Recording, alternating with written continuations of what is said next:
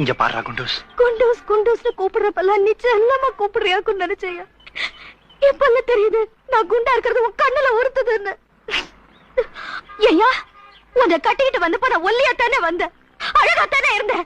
உனக்காக உழைச்சுதானே நான் இப்படி ஆயிட்டேன். ஒல்லியாத்தான் வேணும்னு எனக்கு ஆரம்பத்திலேயே சொல்லிருக்கலாம்ல. இந்த சக்காலத்தை சிரிக்கிங்க செய்யற மாதிரி அத்தையத்தெல்லாம் செய்து நானும் மிரிக்கிருப்பேன்ல. நான் என்ன பண்ணுவேன்? என் உடல் வாங்க அப்படி 2 பிள்ளைங்களுக்கு அப்புறம் என்ன ஊறி போயிட்டேன்.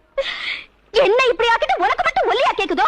அடே செருப்பால அத்தை இந்த பாத்துடுறேன். ஒண்ணு நான் இல்லன்னு அவ இப்ப முடிவு பண்ணிக்க. உள்ள போய் பேசலாம். உள்ள போகவா?